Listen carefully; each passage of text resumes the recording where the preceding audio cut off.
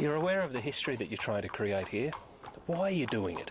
Yeah, I mean, I try not to think about it too much, to be honest, because then I think you can get a little carried away, but it's, you know, look, it's just remarkable to be here, let alone to be here with this horse, so it's a huge challenge, and I think it's admirable that John and Barry and the partners want to take a shot at it. I mean, it's a huge challenge. I think it's what racing's all about, quite honestly.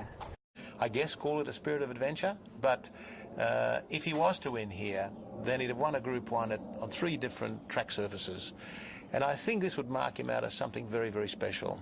He is very proficient on grass, we know that. He's second in a Group 1 on grass. We want to see him win his Group 1 on grass. I mean, he's good enough to be here, and I think he should be here. And it's as simple as that.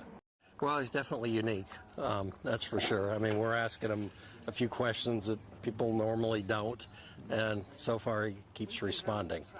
An amazing thing, the team that's together with this horse. Yeah, I mean, it's a good group. I mean, we've been a good group. It would have been a shame to change anything. I think it's kind of neat that Johnny kind of gets to have his swan song on him after winning the Derby. Kind of came around full circle. You know, Johnny has experience here at Ascot, probably a little more than I actually realised. Where does he fit into all the great horses you've been involved with? Oh my God, he's definitely one of the top ones by far, you know, and especially he definitely has a big piece of my heart. I used to win the Kentucky Derby with him alone, so he's one of the best ones by far, yeah. How do you describe him? What's his best quality? He does it so well in anything he's run, you know, from dirt to polytrack, if you will, you know, orthopedic, if you want to call it, and to run in the grass. The same ones that he's actually done all around horse, and they don't come that often, you know. A lot of horses can't do that. 3 different surfaces and do what he's done is incredible. The special ones like Animal Kingdom, what sets them apart from a veterinary perspective in comparison to the good horse that might win a group race somewhere? You know, as a scientist, you think it's something that has to do with his heart and the size and the blood volume, and you start to quantify everything and try to be scientific about it. But I think in the end, it's the same thing we all feel. It's that they have a heart, not a physical heart, but there's something inside them that keeps them going, that keeps them competitive. And we see it. We see it in horses, even when they recover from injuries. They just don't, they don't want to not come back. It's incredible. Everywhere he goes, everybody makes the comment that he's the same, whether he's in America, Dubai, or here in England. He seems to have the greatest character. I mean, that's one of his best traits, is his laid-back attitude and the way he takes everything in his stride. It was amazing seeing him come out of the van today, and he was just like he was at home. It's like he'd been here before.